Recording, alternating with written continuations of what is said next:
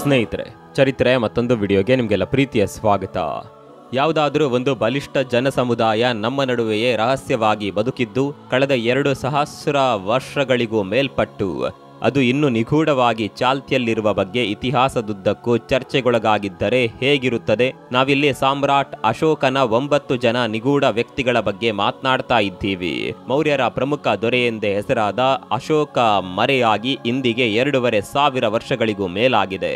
ಅಶೋಕನ ಸುತ್ತ ಇರುವ ಅನೇಕ ರಹಸ್ಯ ವಿಷಯಗಳ ಪೈಕಿ ಅವನ 9 ಜನ ನಿಗೂಢ ಹಾಗೂ ಬುದ್ಧಿವಂತ ವ್ಯಕ್ತಿಗಳ ಕುರಿತಾದ ರಹಸ್ಯವು ಅಂದಿನಿಂದ ಇಂದಿನವರೆಗೂ ಚರಿತ್ರೆಯಲ್ಲಿ ಕೇಳಿಬಂದಿರುವ ರೋಚಕ ಕಾನ್ಸೆಪ್ಟ್ಗಳಲ್ಲಿ ಒಂದು. ದೊರೆ ಅಶೋಕ ಇಲ್ಲಿಂದ ಸಾವಿರಾರು ವರ್ಷಗಳಷ್ಟು ಹಿಂದೆಯೇ ಜೀವಿಸಿದ್ದರೂ ಸಹ ಅವನ ಆಲೋಚನೆ ಹಾಗೂ ಚಿಂತನೆಗಳೆಲ್ಲ ತುಂಬಾ ಅಡ್ವಾನ್ಸ್ಡ್ ಆಗಿದ್ದವು. ಅವನ ಬದುಕು ಸಹ ಅದಕ್ಕೆ ಸಾಕಷ್ಟು ಪೂರಕವಾಗಿತ್ತು. ಅಶೋಕನ ಹುಟ್ಟು, ಬಾಲ್ಯ, ಯೌವನದಿಂದ ಹಿಡಿದು ಅವನು ರಾಜನಾಗುವ ಕಾಲಕ್ಕೆ ಅವನು ಸಾಕಷ್ಟು ಏರಿಳಿತಗಳನ್ನ ಕಂಡಿದ್ದ. ಅವನು ರಾಜ ಬಿಂದುಸಾರನ ಮಗನೇ ಆದರೂ ಸಹ ಅವನಿಗೆ ಆಳ್ವಿಕೆಯು ಪಾರಂಪರ್ಯವಾಗಿ ಸುಲಭದಿಂದೇನು ದಕ್ಕಲಿಲ್ಲ. ಅವನು ರಾಜನಾದ ಬಳಿಕವೂ ಸಹ ಮುಂದೆ ಅವನಿಗೆ ಹಲವಾರು ಸವಾಲುಗಳೇ ಇದ್ದವು. ಅವನು ಕಳಿಂಗದ ಮೇಲೆ ಯುದ್ಧ ಸಾರುವವರೆಗೂ ಅವನ ಬದುಕಿನದ್ದು ಒಂದು ಆಯಾಮವಾದರೆ ನಂತರದ್ದೇ ಇನ್ನೊಂದು. ಕಳಿಂಗದ ಮೇಲಿನ ಅವನ ವಿಜಯ ದಂಡಯಾತ್ರೆ ಅವನ ಬದುಕಿನ ಪ್ರಮುಖ ಮೈಲುಗಲ್ಲುಗಳಲ್ಲೊಂದು. ಅಶೋಕ ತನ್ನ ಬದುಕಿನ ಸಾಕಷ್ಟು ಪ್ರಮುಖ ಘಟನಾವಳಿಗಳಿಂದ ಪ್ರೇರಿತನಾದನು. ಕಳಿಂಗ ಯುದ್ಧ ಮುಗಿದ ನಂತರ ಅಶೋಕನಲ್ಲಿ ಮಹತ್ತರ ಬದಲಾವಣೆಗಳಾಗಿದ್ದವು. ಭಾರತವು ಶ್ರೇಷ್ಠವಾದ ಜ್ಞಾನ ಹೊಂದಿದ ದೇಶ. ಇಲ್ಲಿಯ ಅದಮ್ಯ ಚಿಂತನ ಸಾಮಗ್ರಿಯು ಮುಂದೆ ದುಷ್ಟರ ವಶಕ್ಕೆ ಹೋದರೆ ಈ ದೇಶದ ಭವಿಷ್ಯ ಹಾಳಾಗುತ್ತದೆ ಎಂದು ನಂಬಿದ್ದ ಅಶೋಕ ಭಾರತೀಯ ಜ್ಞಾನವನ್ನ ದುಷ್ಟರಿಂದ ರಕ್ಷಿಸುವ ಸಲುವಾಗಿ 9 ಜನ ನಿಗೂಢ ವ್ಯಕ್ತಿಗಳಿಂದ ಅವುಗಳನ್ನ ಬಚ್ಚಿಡುವ ಪ್ರಯತ್ನ ನಡೆಸಿದ್ದ. ಈ ಒಂದು ಪ್ರಯತ್ನದ ಹೆಸರೇ ಅಶೋಕನ 9 ಜನ ಅಪರಿಚಿತ ವ್ಯಕ್ತಿಗಳು. ಈ 9 ಜನ ಯಾರು? ಅವರನ್ನ ಅಶೋಕ ಹೇಗೆ ಮತ್ತು ಎಲ್ಲಿ ಆಯ್ಕೆ ಮಾಡಿದ? ಇವರ ಉದ್ದೇಶ ಏನು? ಅವರು ರಕ್ಷಿಸಿದ್ದಾದರೂ ಏನನ್ನ? ಶತಮಾನಗಳ ಕಾಲ ಅವರು ಅಶೋಕನ ಆದೇಶದಂತೆ ಯಾರಿಗೂ ಕಾಣದೆ ಅಡಗಿಕೊಂಡಿದ್ದಾದರೂ ಹೇಗೆ? ಇವರೆಲ್ಲ ಈಗೆಲ್ಲಿದ್ದಾರೆ? ಚರಿತ್ರೆಯ ಮಹೋನ್ನತ ರಹಸ್ಯಮಯ ವಿಷಯವಾದ ಇದರ ಬಗ್ಗೆ ಇವತ್ತಿನ ಈ ವಿಡಿಯೋದಲ್ಲಿ ಆಸಕ್ತಿಕರವಾಗಿ ತಿಳಿಯಲು ಪ್ರಯತ್ನ ಪಡೋಣ ಬನ್ನಿ.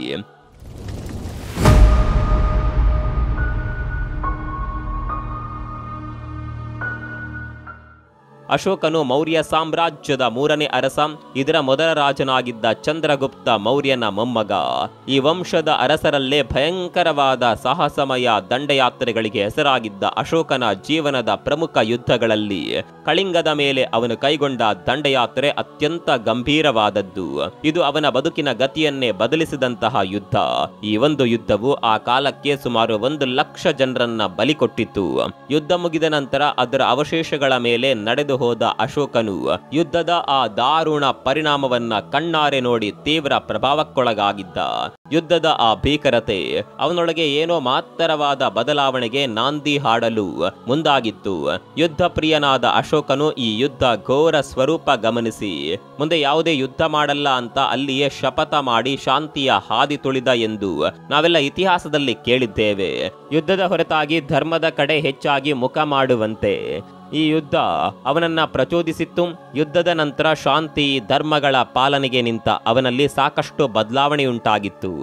ಭಾರತವು ಜಗತ್ತಿಗೆ ಅಮೂಲ್ಯ ಜ್ಞಾನವನ್ನ ನೀಡುತ್ತಿರುವ ಮಹಾಜ್ಞಾನ ಕೇಂದ್ರವೆಂದು ಅವನು ನಂಬಿದ್ದ. ಇಂತಹ ಶ್ರೇಷ್ಠ ದೇಶವು ಮುಂದೆ ಯಾರೋ ದುಷ್ಟ ಹಾಗೂ ಅಯೋಗ್ಯರ ಕೈ ವಶಕ್ಕೆ ಹೋದರೆ ಈ ದೇಶ ಈ ಹಿಂದೆಂದು ಕಾಣದಂತಹ ದೊಡ್ಡ ಅರಾಜಕತೆ ಉಂಟಾಗಬಹುದೆಂಬ ಭಯ ಅವನಲ್ಲಿತ್ತು. ಇದೊಂದೇ ಕಾರಣವೇ ಅವನಲ್ಲಿ 9 ಜನ ನಿಗೂಢ ವ್ಯಕ್ತಿಗಳ ಹುಡುಕಾಟಕ್ಕೆ ತಳ್ಳಿದ್ದು. ಅವನು ಈ 9 ಜನರ ಮೂಲಕ ಭಾರತೀಯತೆಯ ಮನುಕುಲದ ಸರ್ವಶ್ರೇಷ್ಠ ಹಾಗೂ ಅತ್ಯಂತ ರಹಸ್ಯಮಯವಾದ ಇದರ ಜ್ಞಾನವನ್ನ ಕಾಪಾಡಲು ಯೋಚಿಸಿದ. ಈ ಮೂಲಕ ಇದರಲ್ಲಿ ಅವನು ಉಳಿಸ ಹೊರಟ ವಿಷಯಗಳಲ್ಲಿ ಅನೇಕವು ವಿವಾದಗ್ರಸ್ತವೂ, ನಿಗೂಢವೂ ಹಾಗೂ ಪ್ರಾಜ್ಞರ ವಲಯದಲ್ಲಿ ನಿಷೇಧಕ್ಕೊಳಪಟ್ಟ ಸಂಗತಿಗಳು ಆಗಿದ್ದವು. ಆ ಕಾಲದಲ್ಲಿ ವಿಜ್ಞಾನದ ವಿಷಯವಾಗಿ ಗ್ರೀಕ್ ತಜ್ಞರು ಸಾಕಷ್ಟು ಸಂಶೋಧನೆ ನಡೆಸಿದ್ದರೆಂದು ನಾವು ಓದುತ್ತೇವೆ. ಆದರೆ ಅವರಷ್ಟೇ ಈ ವಿಷಯವಾಗಿ ನೈಪುಣ್ಯತೆಯನ್ನ ಭಾರತೀಯ ವಿದ್ವಾಂಸರು ಸಹ ಸಾಧಿಸಿದ್ದರು. ಅಶೋಕನು ವೈಜ್ಞಾನಿಕ ಜ್ಞಾನದಲ್ಲಿ ತೀವ್ರ ಆಸಕ್ತಿ ವಹಿಸಿದ್ದ. ಆ ಕಾಲಕ್ಕೆ ಭಾರತದ ವಿದ್ವಾಂಸರ ವಲಯದಲ್ಲಿ ಸೃಷ್ಟಿಯಾಗಿದ್ದ ಅನೇಕ ವೈಜ್ಞಾನಿಕ ವಸ್ತು ವಿಷಯ ಸಾಮಗ್ರಿಯನ್ನ ಅವನು ತನ್ನ 9 ಜನ ಜ್ಞಾನಿಗಳಿಂದ ಸಂಗ್ರಹಿಸಿ ಅಡಗಿಸುವ ಮಹತ್ವಾಕಾಂಕ್ಷೆ ಹೊಂದಿದ್ದ. ಆ ಕಾಲದಲ್ಲಿ ಜಾರಿಯಲ್ಲಿದ್ದ ವೈಜ್ಞಾನಿಕ ಸಿದ್ಧಾಂತಗಳು ಹಾಗೂ ತಂತ್ರಜ್ಞಾನಕ್ಕೆ ಸಂಬಂಧಿಸಿದ ಸಾಕಷ್ಟು ಸೂಕ್ಷ್ಮ ಸಂಗತಿಗಳನ್ನ ಅಧ್ಯಯನ ಮಾಡಿ ಕಾಪಾಡಲು ಈ 9 ಜನರಿಗೆ ಮಾತ್ರವೇ ಅವನು ಅವಕಾಶ ಕೊಟ್ಟಿದ್ದ. ಹಲವು ಶಾಸ್ತ್ರಗಳಿಗೆ ಸಂಬಂಧಿಸಿದ ಈ ಜ್ಞಾನವು ಕೈತಪ್ಪಿ ಹೋಗಬಾರದೆಂಬುದು ಇಲ್ಲಿ ಅವನ ಉದ್ದೇಶವಾಗಿತ್ತು. ಇವನೇನಾದರೂ ಒಂದು ಪಕ್ಷ ಎಲ್ಲರಿಗೂ ಸುಲಭವಾಗಿ ಸಿಗುವಂತಾದರೆ ಇವುಗಳನ್ನ ಅವರು ವಿನಾಶಕ್ಕೆ ಬಳಸಬಹುದು ಎಂಬ ಆತಂಕ ಅವನದಾಗಿತ್ತು. ಹಾಗಾಗಿ ಅವನೇ ಆಯ್ಕೆ ಮಾಡುವ ಆ 9 ಜನರು ಅವರಿಗೆ ವಹಿಸಿಕೊಡುವ ವಿಷಯದ ಜ್ಞಾನ ಸಾಮಗ್ರಿಯನ್ನ ಅಧ್ಯಯನ ಮಾಡಿ ಅಭಿವೃದ್ಧಿಪಡಿಸಿ ಆಯಾ ಕಾಲಕ್ಕೆ ಅವುಗಳನ್ನ ಅಪ್ಡೇಟ್ ಮಾಡುತ್ತಾ ಸಂರಕ್ಷಿಸಬೇಕೆನ್ನುವುದು ಅಶೋಕ ಅವರಿಗೆ ನೀಡಿದ್ದ ತಾಕೀತಾಗಿತ್ತು.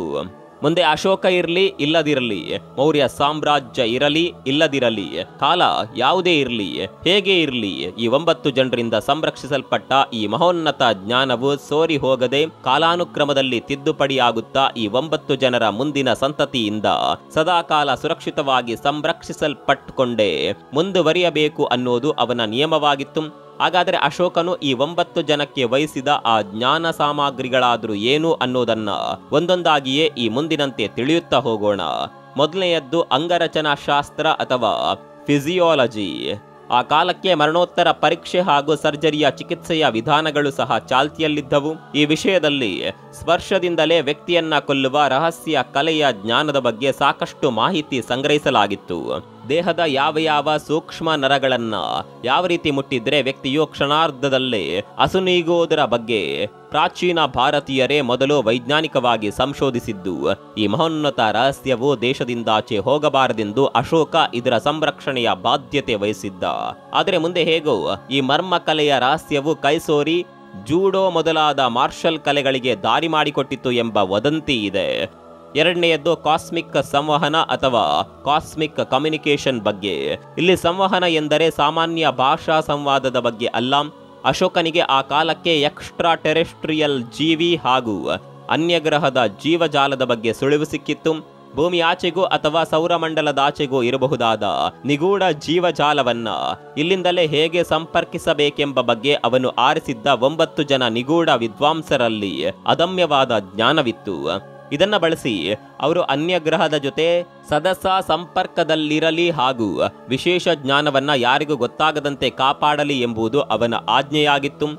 ಮೂರನೆಯದ್ದು ಗ್ರಾವಿಟಿ ಅಥವಾ ಗುರುತ್ವಾಕರ್ಷಣೆಯ ಬಗ್ಗೆ. ನಮ್ಮಲ್ಲಿ ವಿಮಾನ ಹಾಗೂ ಹಾರಾಟಗಳ ಜ್ಞಾನವು ಹೊಸದೇನಲ್ಲ. ಗುರುತ್ವ ನಿಯಮದ ವಿರುದ್ಧವಾಗಿ ಆಗಸದಲ್ಲಿ ಹಾರಾಡುವ ವಿಮಾನ ಹಾಗೂ ಈ ವಿಶೇಷ ತಂತ್ರಜ್ಞಾನದ ಕುರಿತಾದ ಜ್ಞಾನವನ್ನ ಅಶೋಕನಿಂದ ಆಯ್ಕೆಯಾದ ಆ ವ್ಯಕ್ತಿಗಳು ಅಭ್ಯಾಸ ಮಾಡಿ ಮುಂದಿನ ಪೀಳಿಗೆಗೆ ಸಹಾಯವಾಗಲಿ ಎನ್ನುವ ಉದ್ದೇಶದಿಂದ ಅಭಿವೃದ್ಧಿ ಮಾಡಲಿ ಅನ್ನೋದು ಅವನ ನಿಯಮಗಳಲ್ಲಿ ಒಂದಾಗಿತ್ತು. ಇದು ಈಗಿನ ನವಭೌತಶಾಸ್ತ್ರದ ಹಲವು ಆಧುನಿಕ ನಿಯಮಗಳನ್ನ ಸಹ ಒಳಗೊಂಡಿತ್ತು.